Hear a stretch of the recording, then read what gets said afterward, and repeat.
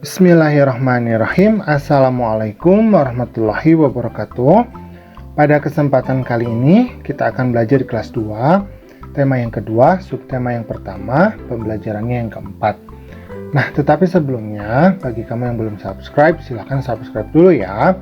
Pencet tombol like, kemudian share channel Guru Kelas 2 agar channel ini dapat terus berkembang dan memberikan manfaat bagi kita semua. Nah, ini adalah lagu Berdayung ya. Kita nyanyikan dulu ya. Lajulah perahuku, laju, meluncur di air biru. Lajulah perahuku, laju, ke tempat yang aku tuju. Jangan hirau angin datang, biarkan bertiup kencang.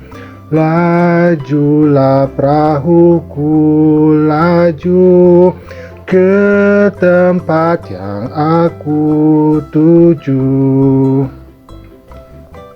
Nah, bagus ya lagunya ya. Nah, sekarang kita akan mencoba untuk menandai lagu ini yang dua ketukan dengan menggunakan lingkaran ya. Nah, jadi kita akan menandai yang dua ketukan. Nah, tanda dari nada dua ketukan itu adalah setelah angkanya itu, setelah not angkanya itu ada tanda titik. Nah, kita cari ini yang ada tanda titiknya. Nah, ini ya, dapat ya yang pertama ya. Nah, kalau dua ketukan berarti dipanjangkan ya, jadi la panjang, seperti itu. Nah, seperti ini. Kemudian yang tanda titik lagi yang mana? Nah, ini ya. Nah, nah panjang seperti itu. Nah, seperti ini juga sama nih, ada tanda titiknya. Ju, nah seperti itu. Nah, sekarang nada yang satu ketukan. Nah, kita beri tanda setengah lingkaran. Oke, nah seperti ini kita beri tanda terus, nah seperti ini. Nah, sekarang kita coba ya. Lajulah perahuku, laju. Nah, seperti itu ya. Jadi ketika la panjang, julah perahu, nah itu pendek-pendek, satu ketukan. Ku panjang lagi, la pendek, ju panjang. Nah, seperti itu. Mudah ya, gampang ya. Oke, kita lanjutkan. Nah, sekarang di sini ada Beni dengan Kakak Tiar. Kata Beni, benda padat bersifat tetap, sedangkan benda cair bersifat berubah sesuai wadahnya. Oh, seperti itu ya. Jadi kalau benda padat itu sifatnya tetap. Nah, contohnya apa saja? Nah, ini contohnya. Misalkan perahu kertas. Nah, perahu kertas ini kalau kita masukkan ke dalam baskom, dia tidak akan mengikuti bentuk baskom ya. Tetapi kalau air kita masukkan ke dalam baskom, dia akan mengikuti bentuk baskom. Nah, contohnya di sini. Nah, kakak punya wadah air ya. Nah, coba kamu perhatikan, di dalamnya ada air. Nah, bentuk air itu mengikuti setiap bentuk dari wadahnya. Nah, ini yang kita namakan sebagai benda cair itu bersifat berubah. Jadi sesuai wadahnya. Tapi kalau perahu kertas kita masukkan ke dalam botol, ya bentuknya tetap saja seperti itu. Nah, karena benda padat itu bersifat tetap. Nah, paham ya? Mudah ya? Oke, sekarang kita akan mencoba untuk memberikan tanda checklist pada benda-benda di bawah ini. Misalkan di sini kelereng. Nah, kelereng benda padat apa benda cair? Iya, pintar ya. Kelereng itu tentunya benda padat ya. Maka pasti bentuknya tetap atau berubah kalau benda padat.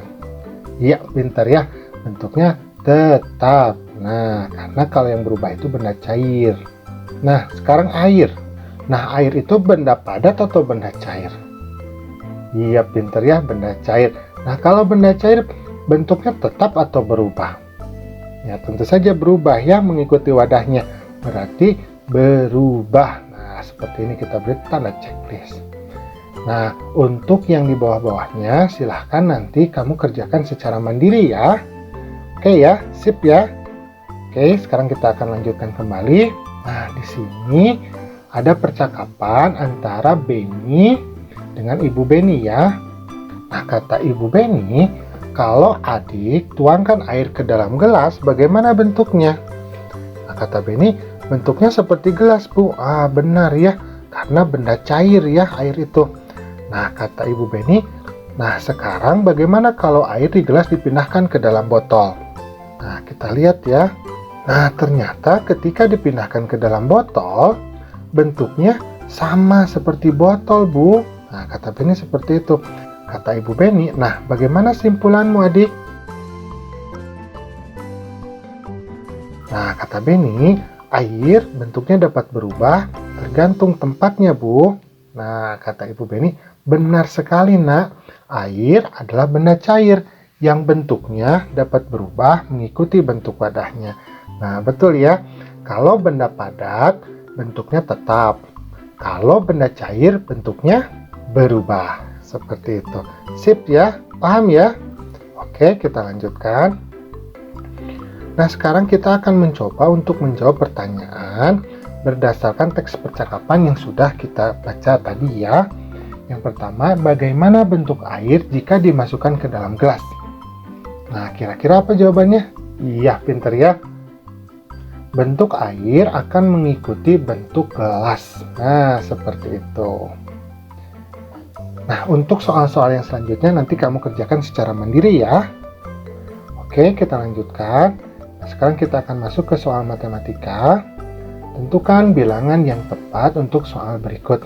Nah, di sini kita melihat ada 3 kotak. 1, 2, 3. Kemudian di masing-masing kotaknya ada berapa? Kita hitung 1, 2, 3, 4. Nah, di masing-masingnya ada 4 ya. Nah, berarti kalau kita jadikan dalam bentuk kalimat matematika adalah seperti ini ya. 4 ditambah 4 ditambah 4. Nah, sama dengan berapa? Nah, seperti itu. Jawabannya berapa? Iya, pintar ya. 12. Nah, kalau kita bentuk dalam bentuk perkalian, maka 3 kotak dikali 14. Nah, seperti ini. Maka hasilnya sama ya, 12. Karena 3 itu maksudnya adalah 4-nya ada 3. Jadi gitu. 3 dikali 4 maksudnya adalah 4 tambah 4 ditambah 4. Jadi 4-nya ada 3. Jadi 3 dikali 4 sama dengan 12. Seperti itu. Nah, alhamdulillah pembelajaran kita pada kesempatan kali ini sudah selesai. Terima kasih ya sudah mau menyimak. Assalamualaikum.